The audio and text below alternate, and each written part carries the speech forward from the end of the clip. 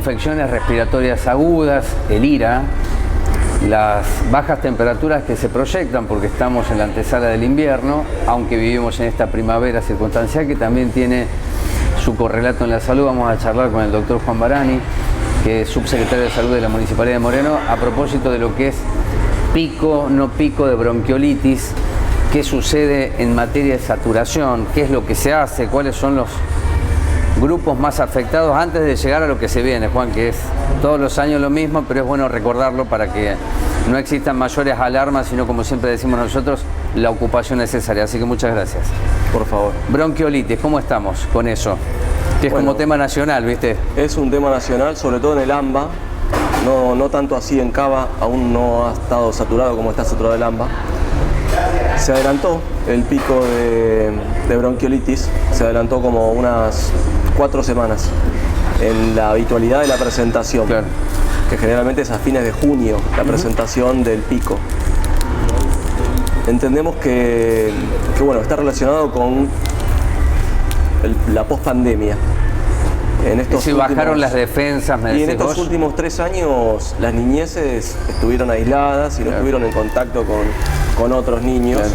Entonces no fueron inmunizados por la misma circulación viral.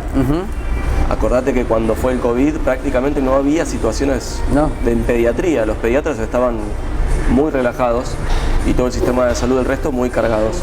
Hoy en día estamos viendo una situación anual típica de Irak.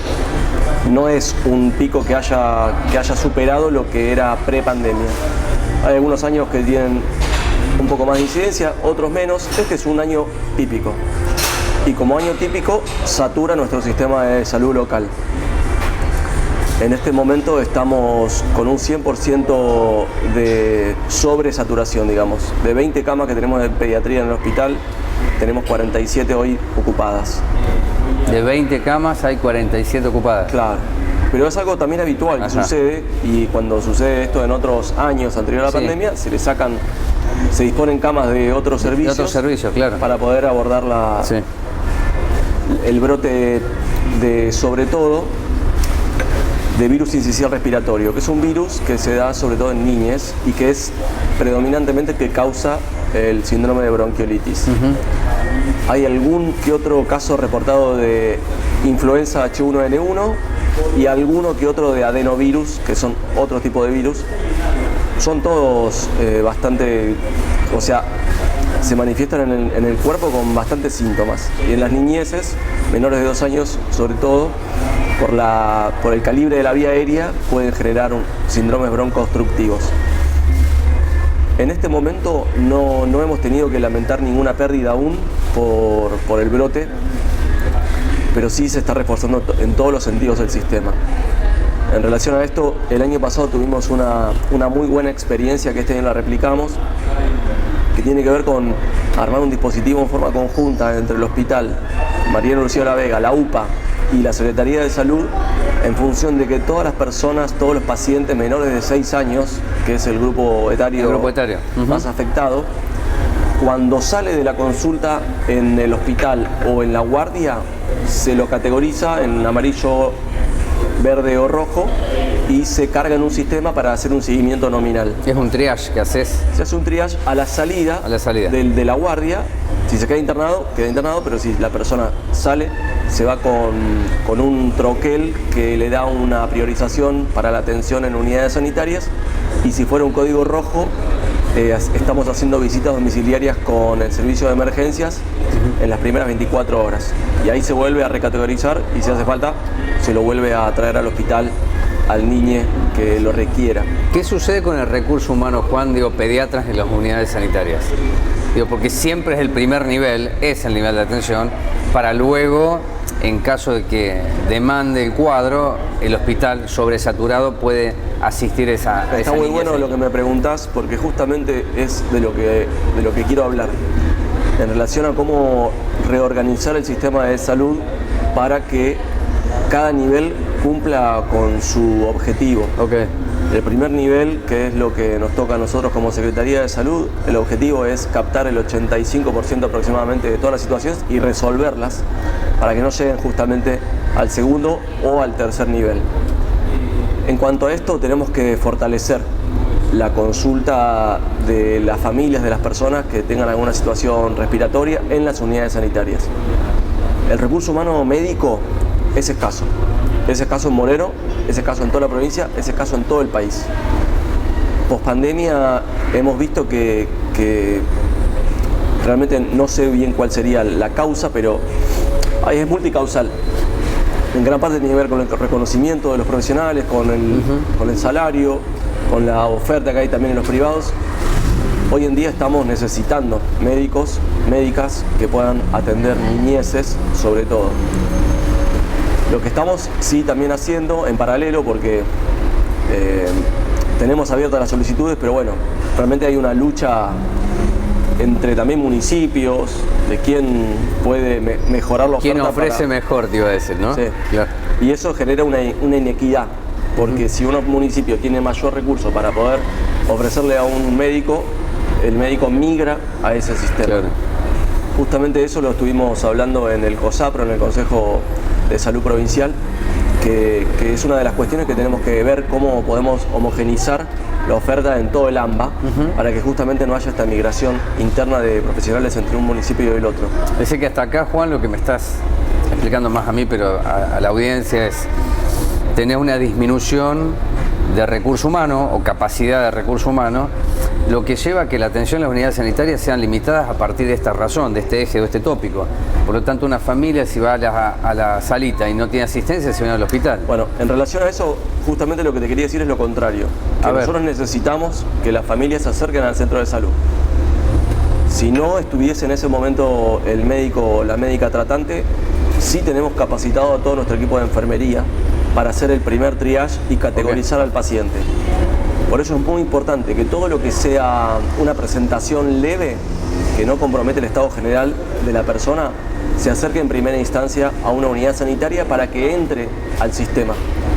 Suponete que en el caso de que se acercase un niño o niña a un centro de salud y requiriese una asistencia, se puede llamar ahí mismo la ambulancia para que ingrese vía ambulancia al hospital, y eso facilita muchísimo el acceso también.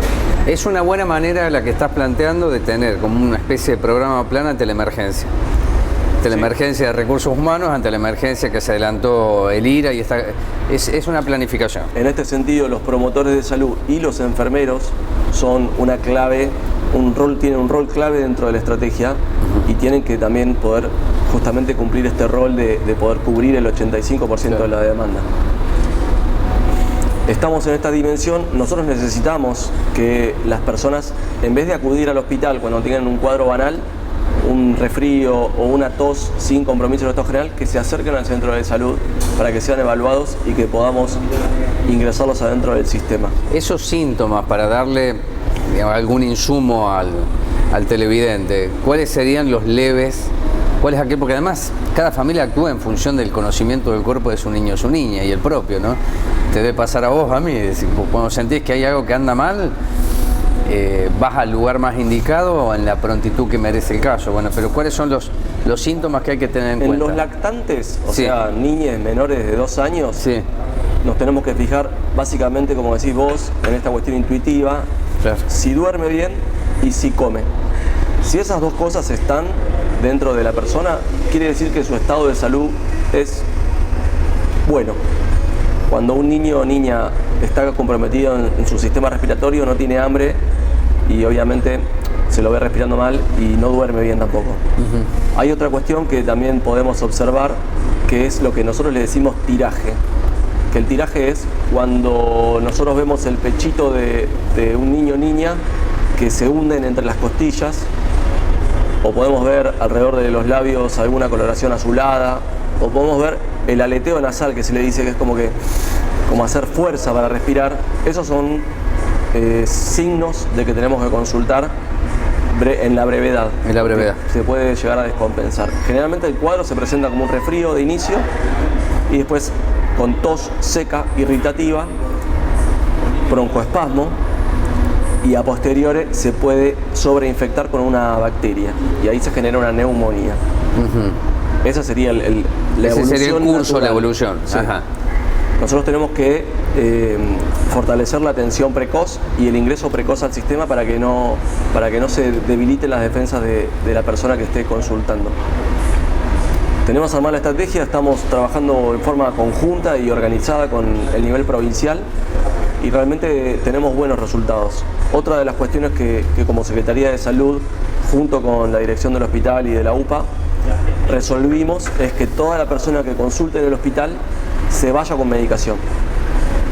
Tanto medicación antitérmico, antibiótico, salbutamol, un botiquín de 4 o 5 medicamentos Eso se básicos, lo dan, se lo entregan, se garantiza. Se garantiza con compras municipales y con compras provinciales. Ajá.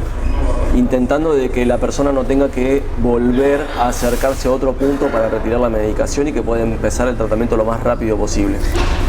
Creo que estás respondiendo en parte, pero amplíalo.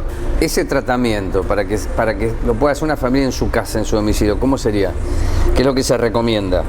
Depende del cuadro, pero sí, si fuese una bronquiolitis, que es lo que nosotros les decimos cuando el bronquiolo está disminuido en su diámetro, que es lo que nosotros escuchamos, que se llama sibilancia, cuando está sucediendo eso, lo que se utiliza es un corticoide en forma oral para desinflamar el bronquiolo y un broncodilatador que se llama salbutamol, el más conocido. Eso sería de inicio, si tuviese fiebre, ibuprofeno o paracetamol, y si tuviese una indicación por una bronquitis o una neumonía, se indica el antibiótico que generalmente se usa es la amoxicilina.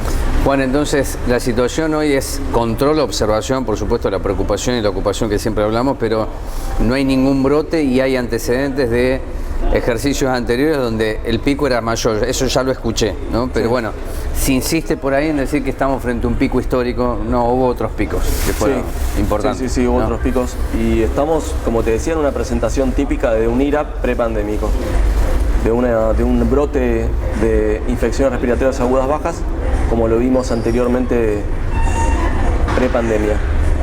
El sistema se satura, siempre se satura, y en relación a eso, lo que venimos hablando con la mesa de gestión sanitaria es de poder fortalecer en cuanto a camas pediátricas al distrito. Bien. Nosotros tenemos en este momento solamente camas de pediatría en el Hospital María Luciano La Vega y son 20 camas en piso.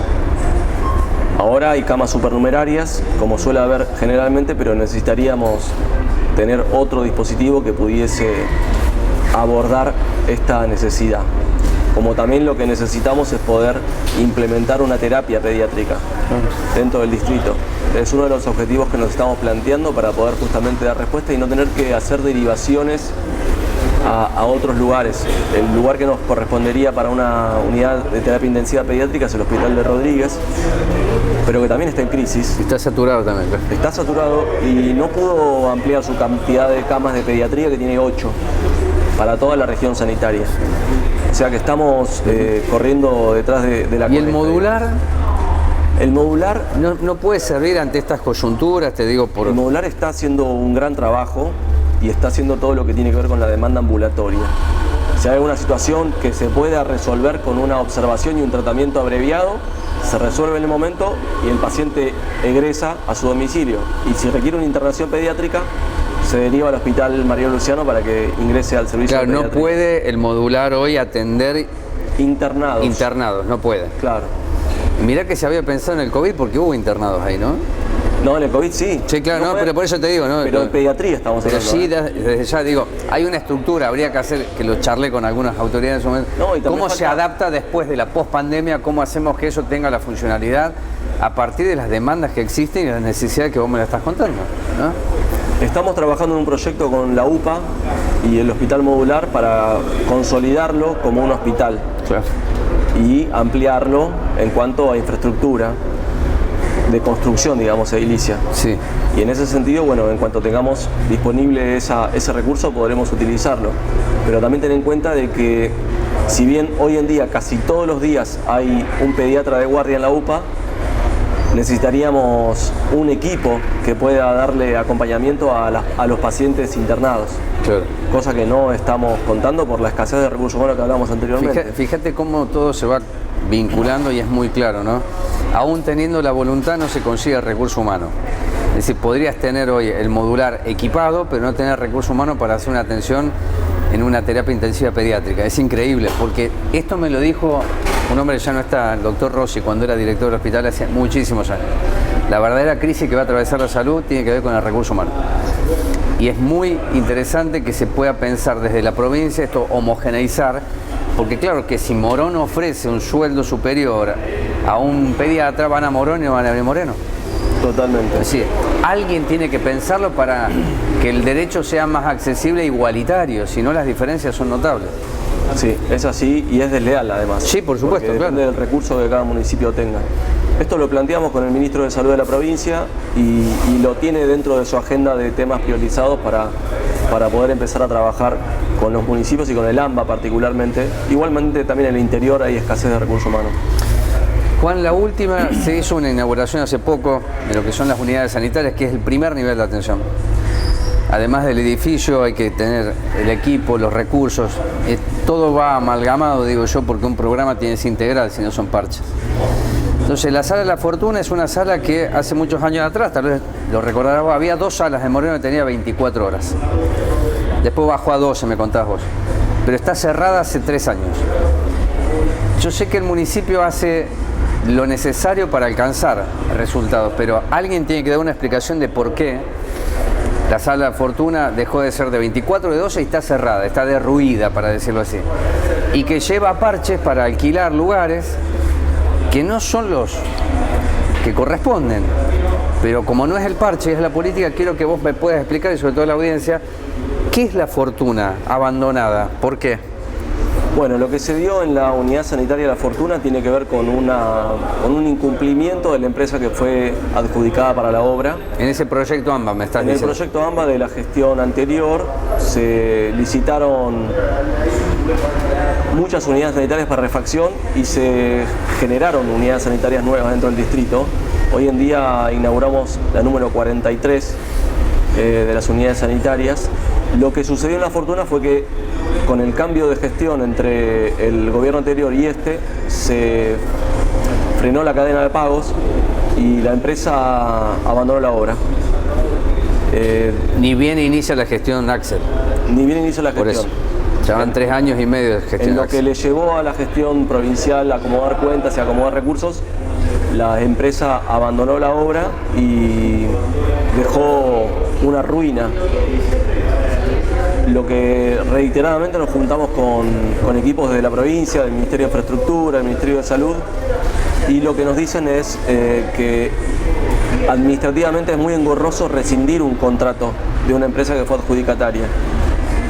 Estamos terminando las negociaciones para poder comenzar, tanto Analía como Mariel periódicamente traen este tema para hablarlo con la agenda provincial y estamos realmente a la espera de una respuesta positiva para poder comenzar y para poder seguir brindando un servicio de calidad a toda la zona de Trujuy, que es una de las zonas más densamente pobladas que tenemos acá en Moreno. Por eso te iba a decir, Juan, 3 años y medio no se puede resolver una cuestión legal de rescindir el contrato. 3 años y medio, ¿no? Es algo de eso, sí. Increíble. Y el segundo... Nosotros como municipio tomamos la responsabilidad de alquilar un lugar para poder brindar un servicio lo más acorde a los estándares de calidad que están establecidos. Realmente sabemos que no es lo que el barrio necesita. No, hay un enojo importante, pero hace tiempo, no ahora, hace mucho tiempo. Sí, sí. Sabemos que no es lo que el barrio necesita y estamos trabajando día y noche para poder reactivar la obra que va a depender de fondos provinciales para la reactivación y la puesta en marcha de esa unidad sanitaria. ¿Qué significa que esté cerrada la Sala de Fortuna? Porque la charla que estamos teniendo ira, los picos, las etapas, fíjate el recurso humano que se necesita pero que no aparece, es un colapso.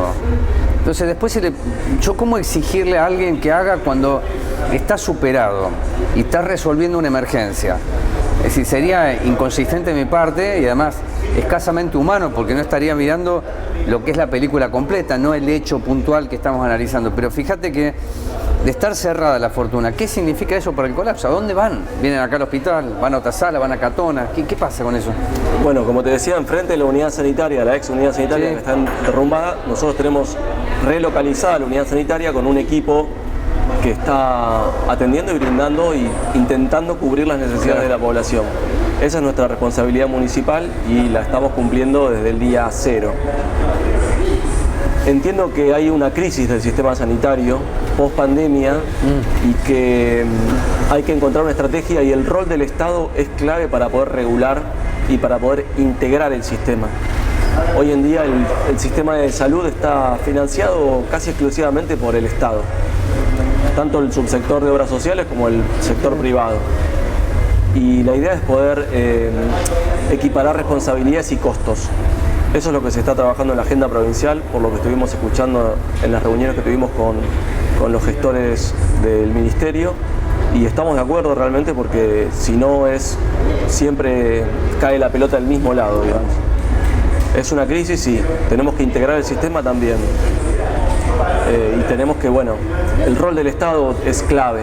Durante los periodos neoliberales se tomaron medidas de desregulación tanto de las obras sociales como de las prepagas, que le dieron potestad y perdió rol de control el Estado frente a eso. Y entonces pasa de que muchas de las atenciones que brindan estos entes no llegan a los estándares de calidad, y muchas veces terminan consultando posteriormente en el servicio público. Claro, sí. Y entonces el colapso es mayor. Bueno, Juan, te agradezco mucho porque la información para mí es importantísimo. Es reconocer que hay un problema, lo primero, porque si no reconocemos que hay un problema, difícilmente entendamos cuál es la solución. Pero sí me consta que la municipalidad sigue haciendo los esfuerzos para que la provincia resuelva el aspecto legal con una empresa que hace 3 años y medio se fue, pero eso impacta en la población, y la población a quien le va a reclamar es a Mariel, a Juan Barani o a Ana Cabañas. No lo va a llamar Kreplak, lo va a buscar ustedes, así que muchas gracias.